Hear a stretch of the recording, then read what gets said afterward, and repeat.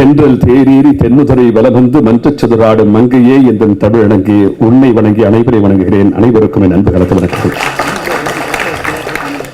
ஏன்னா தமிழாசிரியர் ஏகம்பாவன் அவர்கள் அற்புதமா பேசினவர்கள் நாமளும் சொல்லலாம்னு தோணுச்சு.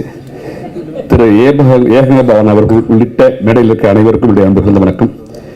ஊடகத்துறையில் இருக்கிற பத்திரிகையாளர் நண்பர்கள், தொலைக்காட்சி நேயர்கள், புகைப்பட கலைஞர்கள் அத்துணை பேருக்கும் என்னுடைய பணிவான வணக்கம்.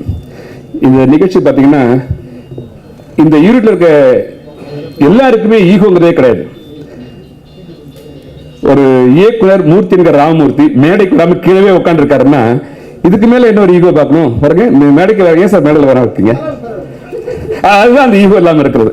ஏன்னா ஹீரோ பாபு பாருங்க, ரொம்ப சிம்பிளா இருப்பாரு. ஷூட்டிங் நடக்கும், ஷார்ட் முடிச்சோடனே ஓகே இது இல்ல சார் ஒண்ணு போய்க்கலாமா இல்ல நல்லா இல்ல அப்படி இறங்கி அவ்வளவு சிம்பிளா இந்த அவ்வளவு கேட்கக்கூடியவர். இந்த படம் போயிட்டே இருக்கு, தனியா இங்க நின்றுட்டு நான் பார்த்தேன் ஒரு ஹீரோவோ ஒரு சேர்ல கூட உட்காராம நின்று ரசிச்சிட்டு இருக்காருன்னா உண்மையிலேயே இந்த பாபுவா தான் இருக்க முடியும். பாருங்க தலை குடிச்சு எழுதிட்டு இருக்காரு. பாபுக்கு ஒரு கைத்தரலாம் நீங்க.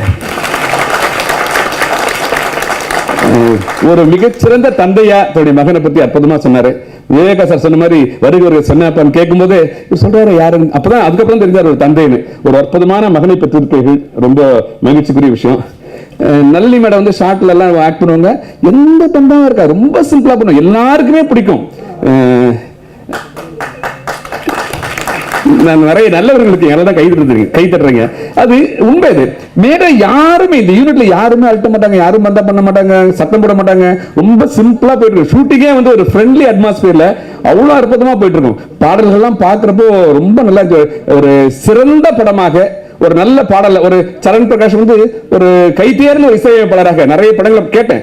8வது படம் ரிலீஸ் ஆக போகுது மற்ற படங்கள்லாம் அப்படின்னு சொன்னாரு. ரொம்ப அற்புதமா பண்ணிருக்கீங்க சரண் பிரகாஷ் அவர்கள். நீங்க ஒரு மிகச்சிறந்த இளைஞருக்கு நீங்க கொடுக்கிற வாழ்த்து தான் அவரெல்லாம் உற்சாகப்படுத்தும். எல்லாருமே அவ்வளோ அற்புதமா பண்ணிருப்பாங்க. விவேகா சார் வந்து சொன்னாரு, நான் கடைசியில் இது பாட்டு பண்ணேன், அந்த பாடம் இந்த தனியா பாடிட்டே வருவாரு, பின்னாடி 3 பேர் தேடிட்டு வருவாங்களே, அதான் இயக்குனர் நடிச்சிருக்காரு. அந்த பாடலை அற்புதமா விவேகா இயக்கியிருக்காரு.